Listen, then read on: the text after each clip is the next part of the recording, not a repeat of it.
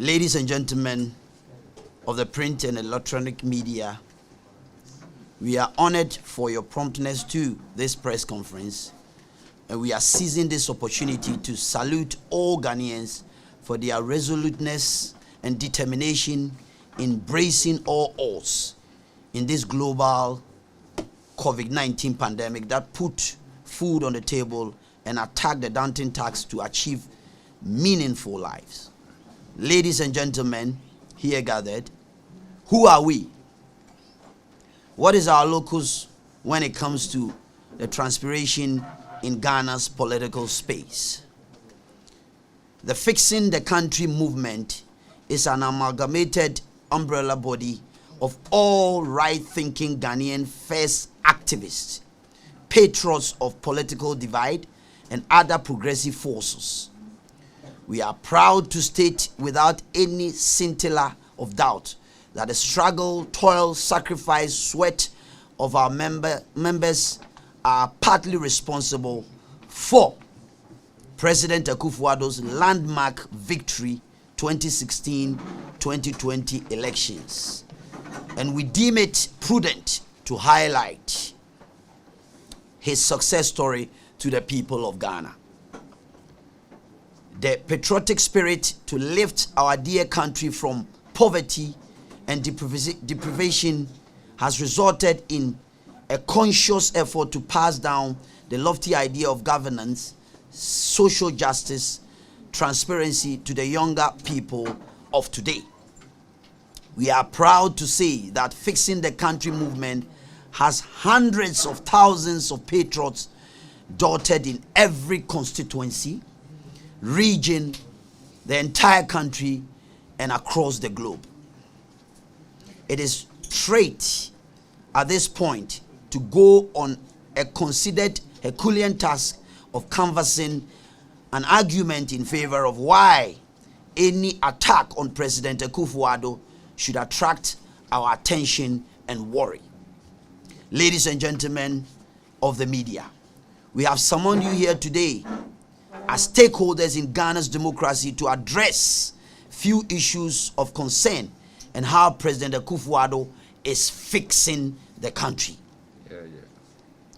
First tenure of President Akufo-Addo started from January 7, 2017 to January 6, 2021. And we can boldly describe the first term of President Nana Addo Dankwa Akufo-Addo as one of the resounding successes in Ghana's political history. The reality is that we have been going through a big change for the past 4.5 years, and with each year, it only seems to grow exponentially. Denial of this does not negate that it has been occurring and will continue to occur. The movement is very much aware of a considerable gains that the country has chalked under the exemplary leadership of His Excellency Nana Addo Dankwa Akufo-Addo. To attest to this fact, the country is being fixed. Under the Akufo-Addo administration, the economy, which hitherto had high inflation, a high budget deficit, a depreciation of the cedi, and depleting gross international reserve, has been totally turned around for the better. The macro economic indices attest to the feat, with several indicators showing fantastic results never achieved in the history of Ghanaian politics. As a matter of fact, inflation has been reduced from 15.4% in 2016 to 10.4% at the end of 2020. Average lending rate has been reduced from 34% in 2016 to 21% in 2020.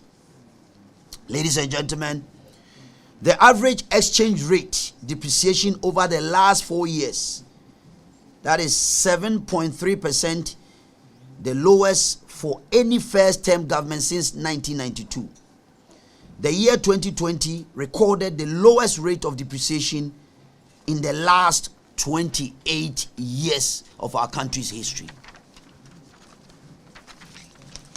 President Akufo-Addo is fixing the country by cleaning up the mess in the financial sector that he inherited and saved the depositors money of 4.6 million depositors across the country. We are talking about the banking crisis that we came to meet. Akufo-Addo's sound economic policy has resulted in Ghana being consistently one of the fastest growing economy in the world history for each of the last 4 years, notwithstanding the decline of GDP growth to 0.9% in 2020 as a result of COVID-19. For the first time in over 2 decades, the trade balance, that's the difference between what we export and what we import, recorded a surplus for four consecutive years from 2017 to 2020. Ghana gross international reserve increased from 6.1 billion in 2016 to 8.6 billion in 2020. Planting for food and jobs has increased food production. It has led to 71% increase in national production of maize and 34% in rice.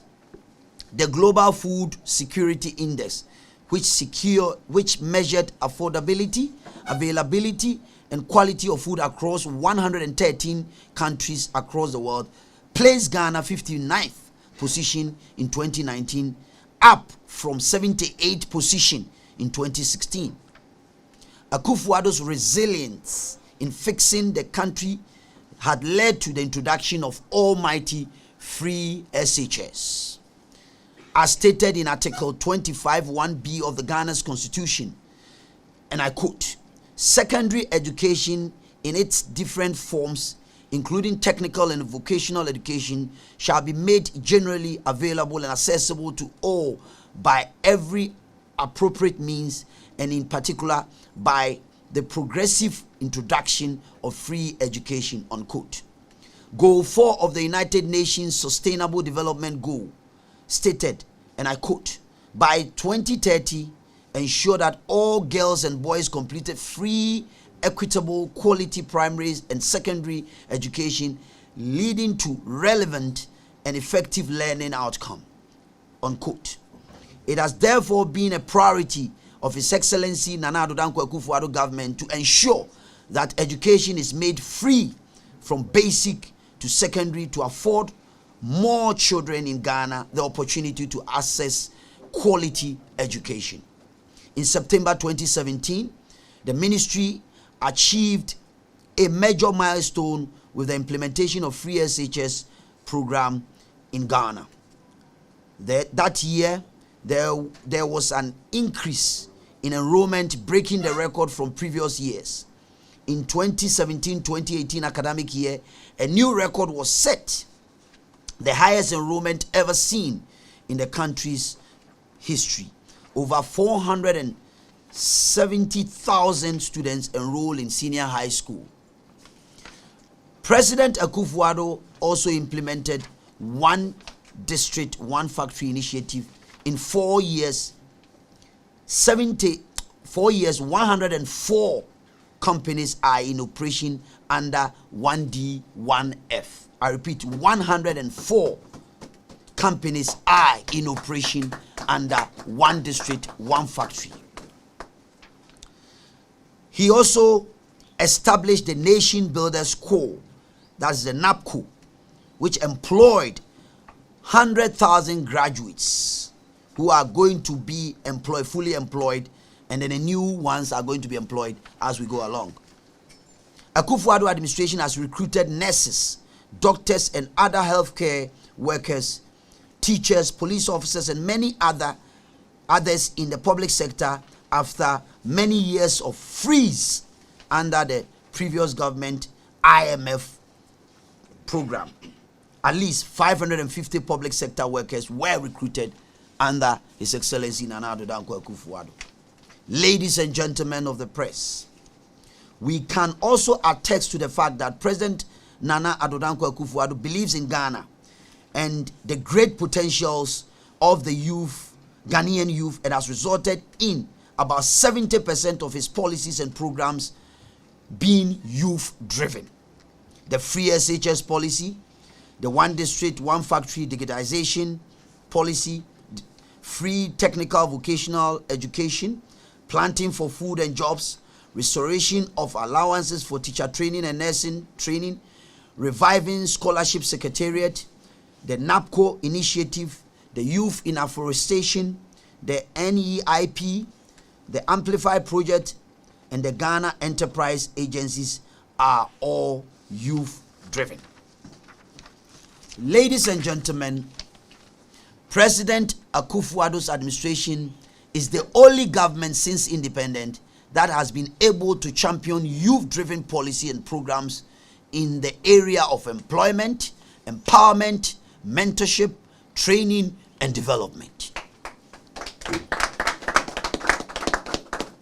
The digitization agenda of His Excellency Nana Addo Akufo-Addo has made it easy for people to renew their national health insurance membership on their phone without having to spend previous time in a long queue. ECG customers can today now easily buy prepaid credit easily on unit conveniently from wherever they may find themselves in any part of the country on their mobile phones. Online passport application process are helping many people and making it easier to obtain passport. Gone were the days when we used Goro boys to obtain passport and a long queue and then sack our victims. Digitization at the port has eliminated a long room and streamlined inspection and enhanced enforcement has made it easy to clear your goods and curb corruption at our ports in the country. Following digitization at the scholarship secretariat, everyone is able to apply for scholarship and receive same in the comfort of his or her home via online application. One constituency, one ambulance cannot be ignored. It has been implemented, and today 275 constituencies can boast of a modern, ultra-modern ambulances which can tackle first aid in the country. Establishment of the Zongo Development Fund to address the need of the Zongo inner city communities. Today, the youth who are walking idle can boast of a modern AstroTurfs, which is one of the key areas to get the youth out of the street to get into a sporting activity in the future. President Akufo-Addo has also created 6 regions to help promote decentralization and inclusive development in the country, which is major. One of the key developmental agenda of this country where most previous government could not do.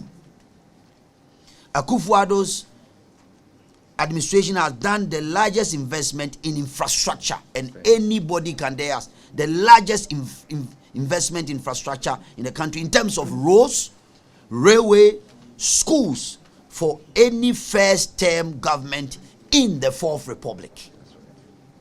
And I repeat, any first-term government in the Fourth Republic.